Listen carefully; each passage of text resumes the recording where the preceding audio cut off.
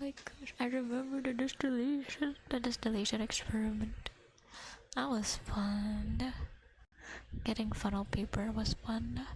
Salt extraction ASMR. If only we did salt extraction before for a middle school experiment. It doesn't really do much. I think one of the cooler experiments was, when you have like a mungo seed, mungo seed, and you put it in like different environments and locations, and the only thing that is the same is how you get it to germinate. So basically, you put a moist cotton pad or cotton ball in a little Ziploc baggie, and then you put in the seeds, right? Then you put them in different areas. If I remember correctly, we put one in the dark in the cupboard, one in the window, and one just on top of a table. And you would see what the difference in growth was. To be honest, I feel like choosing the mungo seed out of all the seeds we could have used for the experiment was what made the experiment kind of a neutral thing, because those kinds of seeds are very resilient, and even if they were in the darkness, they still grew. You know what I mean? I feel like a more finicky seed would have showed the results of the different environments way better. I remember making a kaleidoscope and a hydraulic arm back in school.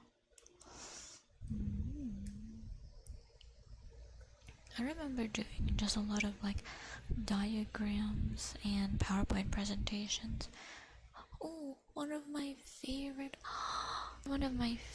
things we did for one of my science classes. Ooh, I love this one.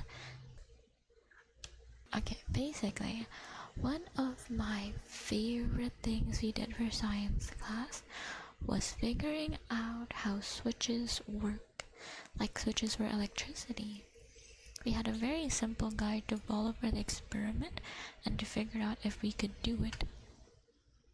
So, we got the experiment right. Make a simple switch that would turn on and off a light using proper wires and doing it properly, proper wiring technique. So, instead of buying something new, you know what young Beamy did? I took one of my siblings' dinosaur toys that had a switch on it and a battery holder, and I ripped apart the dinosaur to take the battery apart and the battery pack and the wire. Got some of my grandpa's old mini light bulbs and the socket, and a simple switch from another toy, and basically MacGyvered the experiment. And you know what? It worked. I got a really good grade for it too. I feel bad, but then again, that dinosaur toy wasn't being used that much anymore. So yeah, stole the dinosaur battery guts and made the experiment. It was a lot of fun. I think the only thing that scared me was like, what if I didn't tie the wires tight enough? And what if I get like zapped? Full disclosure, I thought I could put back the battery pack after I was done. I could not. It was difficult to put it back in the tail. It was like a dinosaur toy that had like a battery pack for like, when you switch it on, it would like roar, and the eyes would start lighting up.